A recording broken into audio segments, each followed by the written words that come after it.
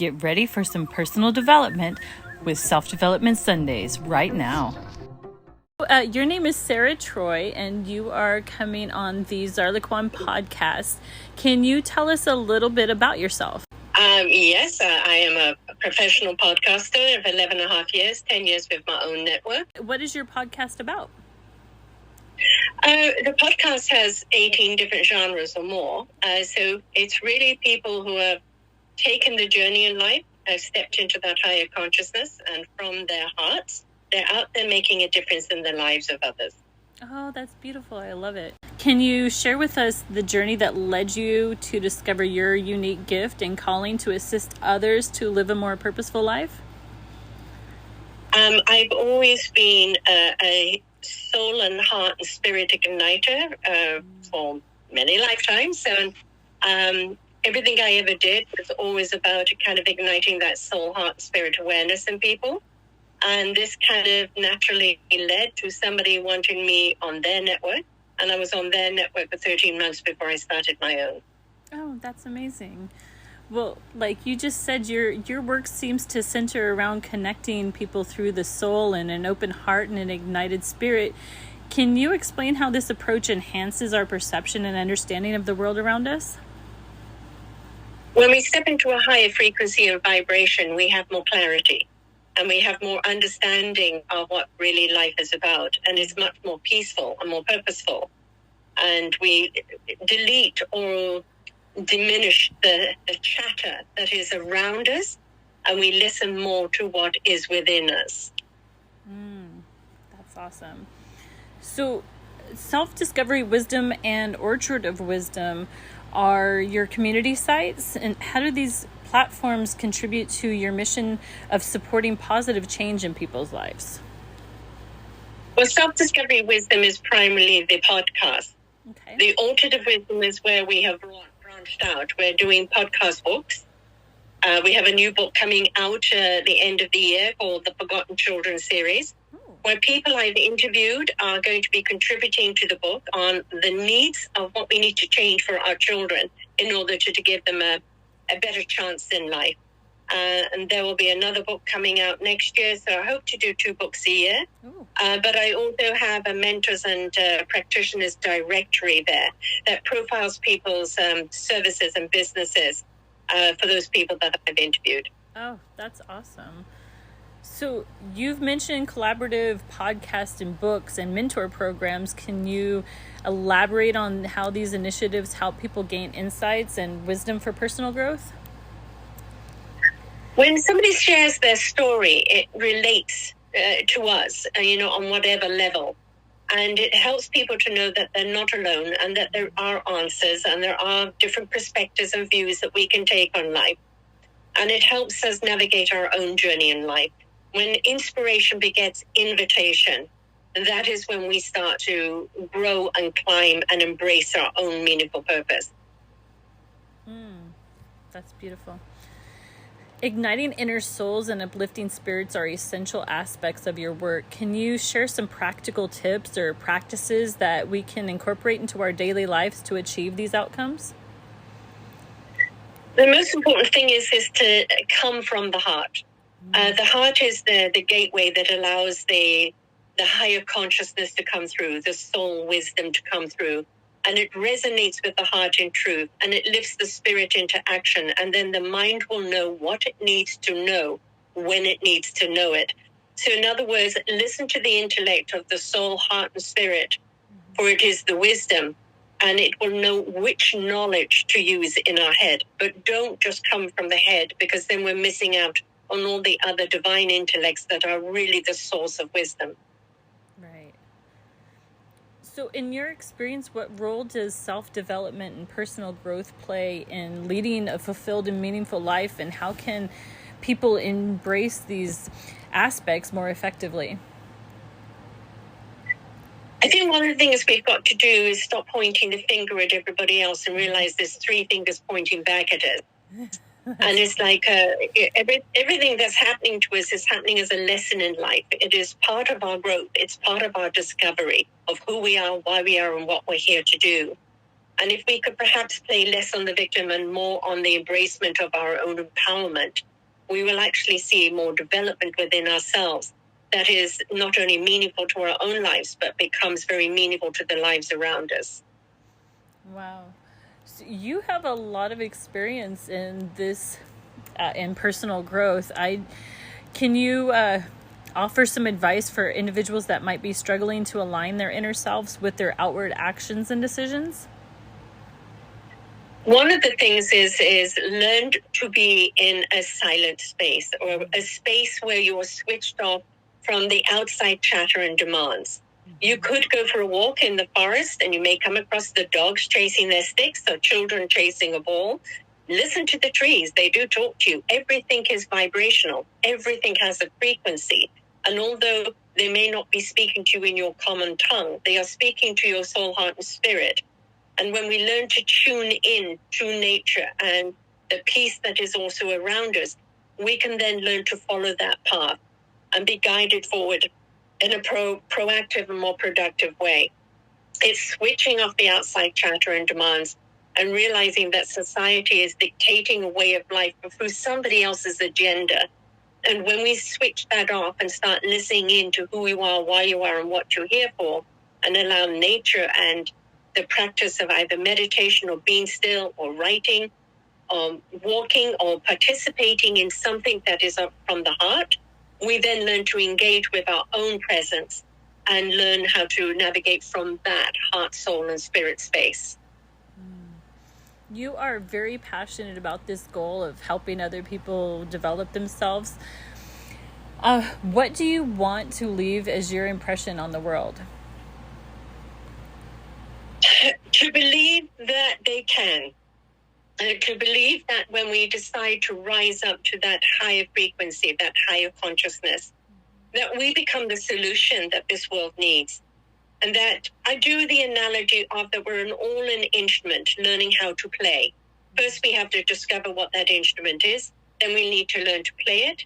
And we can become soloists. But when we join an orchestra and all of us and our own strengths play together in harmony, we then transcend and ascend a symphony that is invitational to everyone else.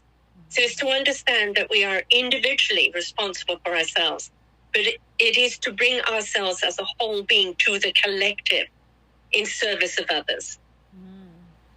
So where's a good place for just the average person that didn't maybe know about self-development? Where's a good place for them to start?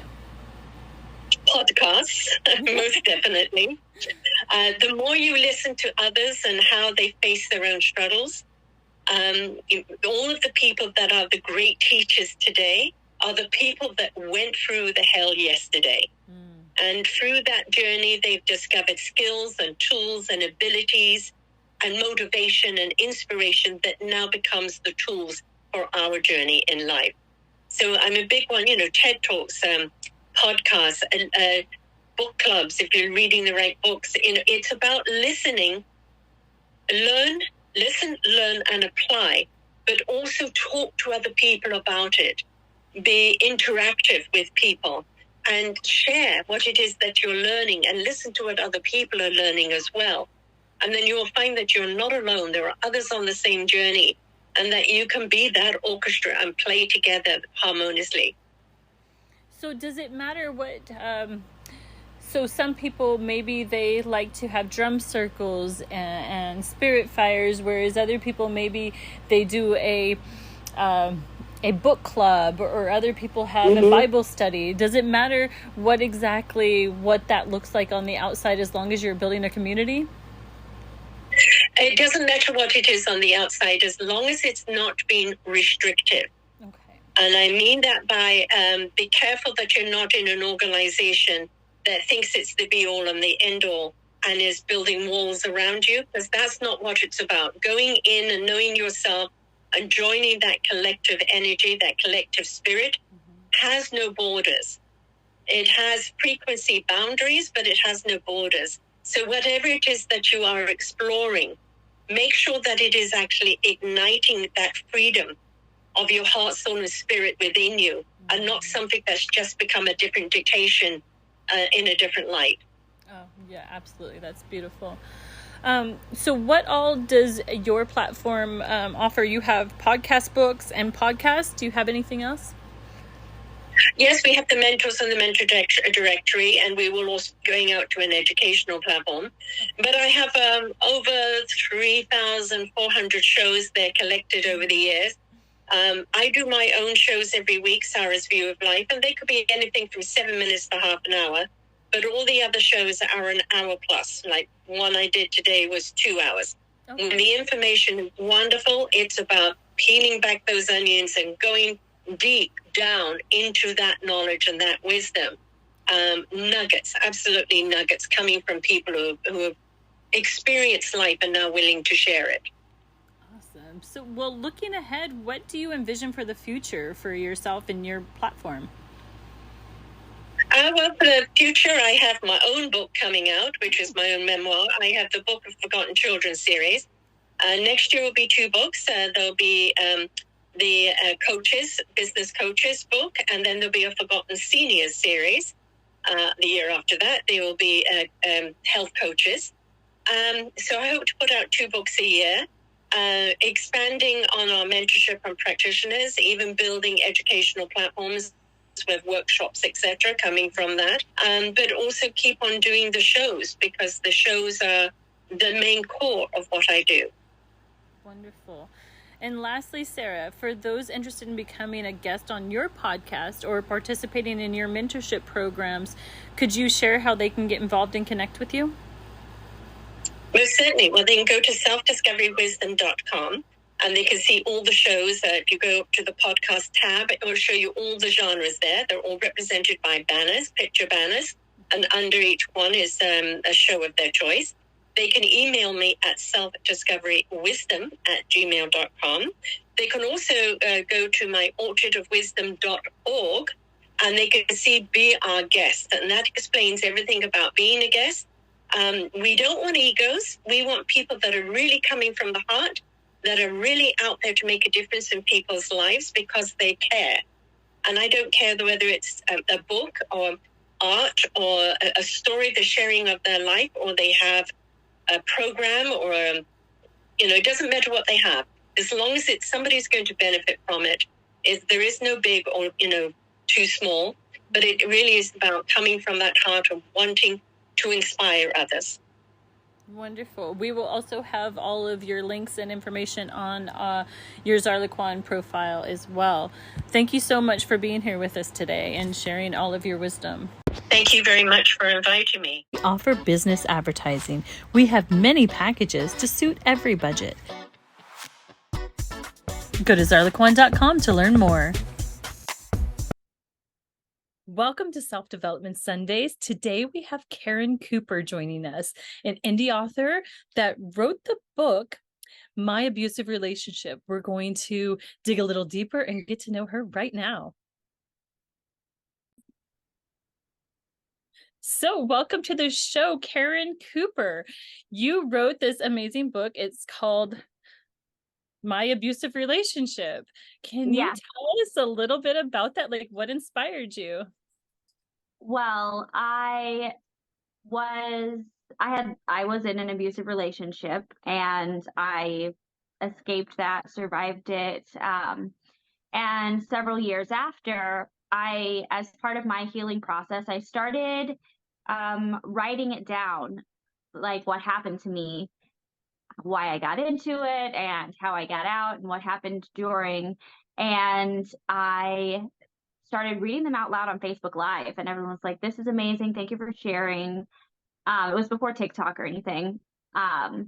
And they were like, everyone said you should put this in a book. And so I said, okay, I will. I'll do it. That's awesome.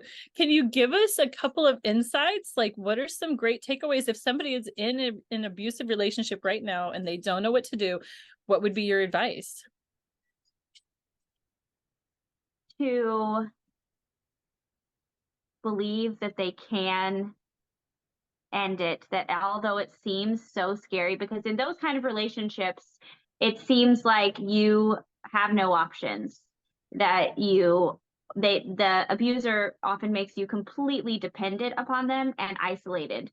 So even if it's someone you don't know very well, you could reach out to most anyone. And even though your abuser will have made it seem like it's not safe to do that kind of thing, as soon as you stand up for yourself and make a step in the right direction for yourself, it'll fall into place. And it's really, really hard, but you are way stronger than you think you are. Nice. Nice. What are some tools that you can use while you're in this situation?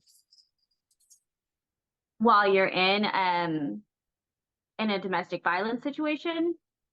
Right. So, Well, yeah. Like what can you, like, you're in a difficult situation like that and the pressure's really on. How can you do some self-care or something to help yourself while you're in it and you haven't figured out how to get out yet? So one tool that I like to give, I'm a life coach now, and what I like to give my clients to help them on the day-to-day, regardless of if they're in a situation like that or not, but when they're most overwhelmed, when you get the heavy feelings of like, I'm completely overwhelmed, I don't know what to do, I have so much on my plate, I don't know what to do next, is to take a moment, and I call it dropping into your listening.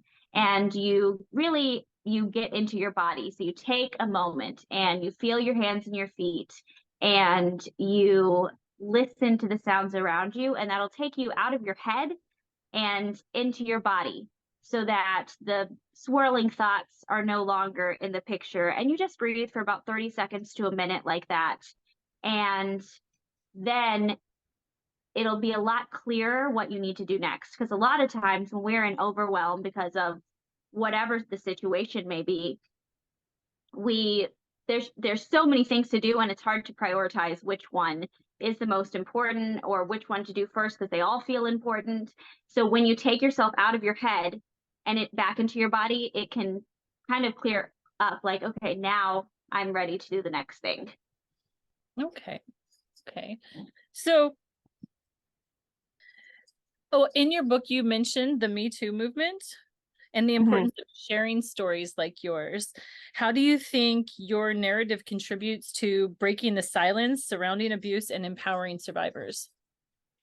Well, I just found when I started telling my story, so many people I didn't know very well or people I did know very well, reach out to me and say, "Thank you so much for sharing this. I I never knew this happened to you, but I was in a very similar situation, and it made me feel like less alone." Because a lot of times when you're in it and also after you're out, you can feel so much shame and embarrassment. Like that's something that people don't necessarily take into account, how embarrassing it can feel. Like I picked the wrong person. Like was this was Yeah. not it. And so all these people reached out to me saying, "Wow, thank you so much for sharing that. I feel like less alone and like less like there's something wrong with me." Because that's one of the tools that the abuser uses to isolate, is like, no one will ever love you, you're not good enough, there's something wrong with you. But when I share my story, if someone reads it who's in that situation, it can empower them to say, okay, it's not just me. I'm not dumb. There's not something wrong with me. If this could happen to anyone, and has. And so it's important for us to take away the shame around getting into those situations, because when something is in shame, it means that we're hiding it. But if we talk about it and be vulnerable, then it encourages more people to speak up. And when you're not feeling alone, that's when the abuser has no power over you anymore. And so that's why the Me Too movement was so powerful, and sharing your story is so, so important. So it sounds like what you're doing is taking vulnerability and turning it into a superpower. Yes, basically, it is a superpower. That's how you attract your tribe of people, that no matter what it is that you're being vulnerable about, there's billions of people on the planet, and there are people who feel the same way as you. And our world, especially with social media, spends a lot of time isolated or only putting the very best parts of us out. And then you can feel so alone because, well, everybody else's life is perfect and mine is falling to pieces. So when you share the parts that aren't perfect, other people can see that in themselves too. And it takes away a layer of shame and brings in closeness. And you can build a support that wasn't there before. Well, that's good. Good intro is okay. So now, say that you have actually got up the gumption and the strength, and you've left this situation. What do you? How can this situation now? Now, I don't think anyone should ever have to go through abuse, but how can, now that you have gone through it, how can we use that for personal growth and become a better person outside of that? So the first thing that you have to realize when you have left an abusive situation is that it wasn't your fault, but it's an opportunity to realize that there were things about you that were weak that attracted the abuser to you. They took advantage of your generosity of spirit, or perhaps you had trouble with people pleasing, or a lot of people who are neurodivergent often end up in abusive relationships because they feel so deeply and strongly, and so they kind of get it. It can be like quickly a codependent relationship. So whatever it is, that's not that it's ever the victim's fault, but it's an opportunity to say, okay, I never want to do that again. So it's an opportunity to heal and grow and go to therapy, find a good therapist, which can be so hard to find a good one that really helps you level up. And if you can't, even if say you don't have any money because you just got out of this abusive relationship and you have nothing, get a library book. Read as many books as you can. If you just read 10 minutes a day in a year, you'll have a full 300-page book written, and your life will begin to change when you take those small steps. It's not like you can give yourself an entire like soul makeover in one day, but if you take tiny steps towards healing, eventually your broken heart that is in shatters will be able to more like a stained glass window that's something beautiful. Nice.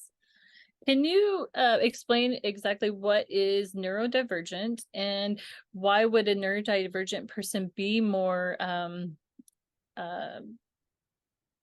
apt to be in an abusive relationship? Yes, I can. I love talking about neurodivergence.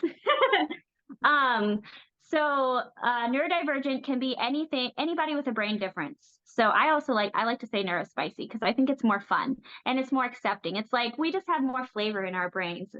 So it can be ADHD, it can be autism spectrum disorder, it can be dissociative identity disorder, anything that your brain is different than a neurotypical person, a brain that is typical. So anything that is a deviance from that. And one of the reasons that we are more vulnerable is because take someone with ASD. Often people on the autism spectrum are very literal, and they miss social cues, and so they might miss red flags. They might think that they're like the love bombing.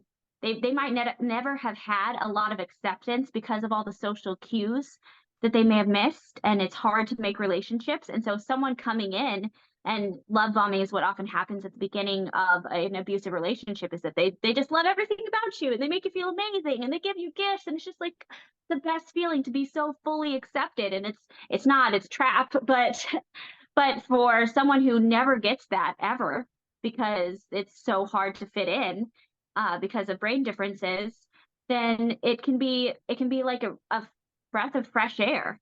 And that's when the abuser can kind of come in and like they get you to fall in love because no one has ever treated you like this before. And after the love bombing, that they also begin to isolate and like manipulate at that time. So that's one of the reasons that we can be more vulnerable.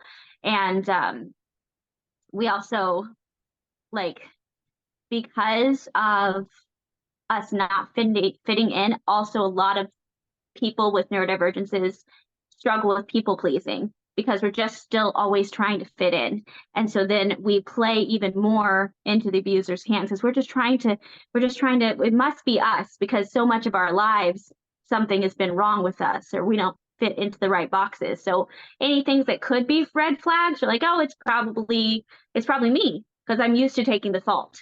So that's one of the things that can make us more vulnerable to an abuser. We're like perfect fodder for someone who is an abuser. Okay, well, I'm going to ask you, what are some, we talk about red flags. What are a few red flags to look out for, so you don't get into one of these relationships? And then what are a few green flags that you look for relationships we should be getting into? So red flags are going to be anything that doesn't feel good. And I know that sounds too simple, but like in my book, I talk about how I wanted to get a new swimsuit. And I was dating my boyfriend at the time, who I ended up marrying. And he got very, very upset. I bought a new swimsuit and he didn't like the kind of swimsuit I bought. I bought a one piece and he wanted me to buy a bikini. And he like stormed off and was like threw a big fit about it. And I was just kind of like, that's weird. Why should it matter? Like why would it matter what kind of swimsuit I bought for my body? Like that shouldn't be an issue. But I didn't even think about it. And he was like, oh, he apologized like the next day. And that was like a little red flag that I missed. Like anything that like feels off. If they are not honoring you, like if you try to set a boundary, like, oh, I'm not ready to go there in the relationship, and they're like, oh, well, then I'm done. Like that's another red flag. A healthy, loving partner would say, okay, I respect that. Like, I understand your boundary. You're not ready to be intimate yet. That's totally fine. Like, no rush. I'm still going to be here. Not like, oh, I couldn't possibly. Like, we need to like get things going. Like, okay, go find someone else to get them going with then. Like any type of isolation. Like if your partner throws a fit about you wanting to hang out with your friends or your family or you wanting to contact them, that like, oh, well, they don't like me, they're going to make you not like me, or you're going to have fun without me, I never get to do anything. Like if they give you any kind of guilt trip, that's a red flag. Like even if they sound like they have a good legit reason, they're not. You're a good healthy partner will want you to have fun with your friends and want you to have other relationships outside of the relationship with them. As if they don't, it's because they're trying to isolate you and ruin those relationships so that you don't have them if something goes wrong. Well, as you're describing this, what I'm hearing a lot is when you describe the abuser is immaturity. Yeah. That they just are like, because manipulation, that's immaturity. Trying to control you, that's all of these are like immaturity. So then is it possible for an abuser to mature and grow and become not an abuser anymore? So a lot of these are going to be narcissistic tendencies. A lot of abusers are narcissists. And I have seen that there are some that are self-aware narcissists, because most of the time narcissists are not self-aware. And so they're like, oh, I'm not the problem. It could not possibly be me. So there are some that can become self-aware and with lots of therapy, like realize what they're doing. But for an abuser, it's a long road of like persistent growth and acceptance. And so I don't know how long that takes. I know it takes a lot of intentional work on the part of that person. Some of the things are immaturity that they may have seen modeled in their parents. And so like if it's someone who is just immature, then maybe they do just need to go to therapy. I love therapy, or a life coach or whatever. And and realize what healthy boundaries look like. And also, usually when jealousy comes up, that's usually a you thing, not a part thing for your partner. Usually if you're jealous, it's because you're feeling insecure. So dealing with those things in yourself. And maybe, so if it's just some things that are caused by immaturity and what you have had modeled for you in your parents' relationships, or whatever relationships you were exposed to growing up, then some of those things can be learned. And definitely, because I'm a totally different person to date than I was 15 years ago, 100%. And I am still learning and growing after every relationship. I will have, I like level up. So it's possible to grow out of some of those things, but it's the consistent abuse and intentionality of it that is when it becomes narcissistic personality disorder and not just immaturity. Okay, so a narcissist is they are consciously like doing this, like, I want to hurt you, instead of like, I was raised this way and I don't really know better, I'm immature and insecure and have no idea what I'm doing. Yes. How would we know the difference between those two then?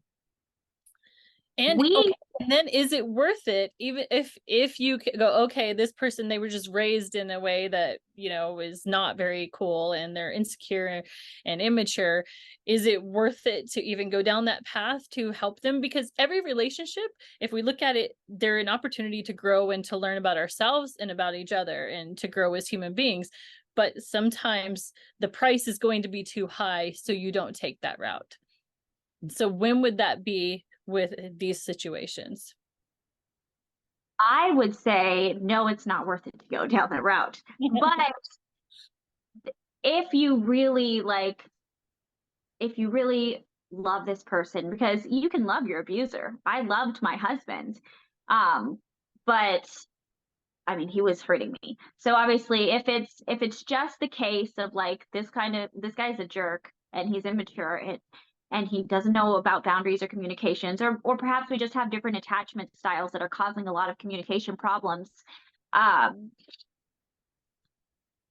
If that person is willing on their own at the time that you're in a relationship with them to work on themselves, and it is actively saying they're going to work on themselves and continuously doing it, because a lot of people will be like, yeah, I'll do it for you, and if they're not willing to do it for them, then they're not doing it, they're not making the changes, they're putting on some kind of mask to make you happy, to keep you quiet for long enough till you get comfortable again, and then the abuse can start again. But if they are actively seeking help on their own over a consistent amount of time and actively making changes, and being willing to take accountability when you say, hey, you said you weren't going to do that thing anymore and you just did it. And if they get defensive every time that happens, I don't think it's worth it. They're not in a place for growth. If they say, you're right, I'm still working on that, I'm sorry, and they are actively showing measured improvement that you can tell, then that's when it's worth it to maybe stick around. But that is very rare, and I would every time like work with the therapist closely with that, and ensure that partner is working with the therapist too, because a lot of people are like, I don't need a therapist, I'll just read a book about it. Like, it's not gonna work. Like, we all need it. We're all messed up in some way. So you strongly advocate for a therapist or a counselor. Does it really matter? Does it matter if it's a life coach or a mentor? Or I think that finding a good person to work with, whether it's a life coach or a mentor or a therapist, I think it's a lot like dating, in that you have to find someone that will challenge you and call you out and help you grow, and hold safe space for you as well. And that can be really hard to find. Like, when I first got out of my abusive relationship, I tried a therapist, and that person didn't really see me. And I'm sure they're lovely, they just weren't the right fit for me. They said, oh, you're doing a great job. And I was like, I don't feel like I'm doing a great job. That's why I'm here. Like, this isn't great. This isn't good for me. So I didn't go for a very long time. But in other ways, I found mentors and I worked with several life coaches over the course of those years. And now I have a new therapist that I really like. And you can just tell the difference of when you're given tools to advocate for yourself and communicate. And if your life is actively getting better while you're using that person, that is a good sign that they are the right caregiver or like counselor for you. So I don't think it matters if it's a therapist specifically, but I think it matters if you can actually see the changes in your life. If you can see that it's making your life better. If you're just going by rote because people told you you should, but nothing is happening, then it might not be the right fit for you. And I would keep looking. And it's okay to end one relationship. We're all humans, and if it's not the right chemistry, it's just not there. Okay, so I love self-care days and self-love, and in a situation like this, that's hard to think about. Like, I'm going to take care of myself right now when you're trying to just breathe and trying to just stay above water. What are some ways that you can start incorporating little things of self-love and self-compassion into your life to have a better experience? Self-compassion is so important because I think when we get caught in an abusive relationship, it may be not even be the first time, maybe the second time, but we often lean into what our abuser is saying is like, there is something wrong with me. No one else will love me. I'm not worth it. And we don't give very much thought to ourselves because we're so surrounded by needing to protect ourselves. And to protect ourselves, we have to do every possible thing we can to please the abuser. So we don't give any time to ourselves and what we want. But I think it can be so impactful for you, and it might even with a habit, with making a habit of it, it might even be the first step towards you eventually being able to get out of a toxic relationship. If you start doing some self-care, like affirmations are really good. They sound cheesy. However, your brain cannot tell the difference between when you are pretending or when you are serious, if you believe something. So if you are saying every day out loud, I am enough, I am worthy, I deserve happiness. If you are saying that, even if you don't believe it, your brain, if you're saying it like you can pretend that you believe it, your brain can't tell the difference, and your neural pathways will start to change whether or not you believe it.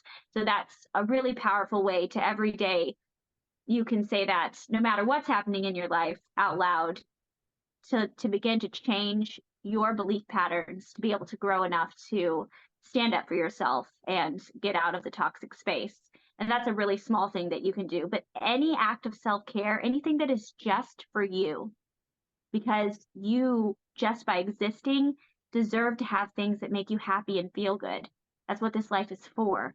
And so any small thing that you can do just for you, just like a cup of coffee by yourself, like a good book, anything, just start doing those little things that are not for anyone else, can really help you begin to grow and blossom into someone who is strong enough to stand up for themselves and take steps towards freedom.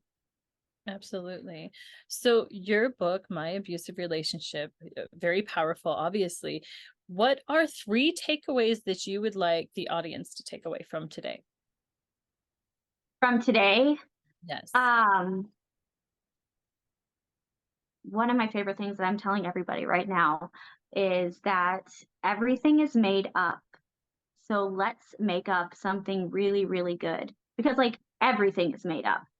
So like, why not make something in your life, make it up, like have an amazing time.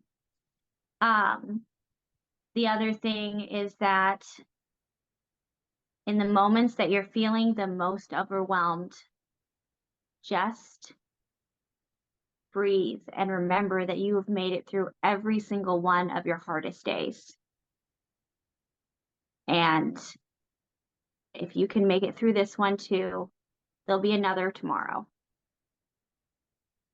And I would say, lastly, that you're never quite as alone as you think you are. And there's no shame in calling a hotline or reaching out to strangers on Facebook even. You can reach out to me and I can put you in touch with someone who can help. I'm not offering to take on every single person in the world, but reach out to anyone, because nobody, except for your abuser, nobody wants you in that situation. And there is a way out. And where is your book available? On Amazon. On Amazon. Okay. Do you have a website?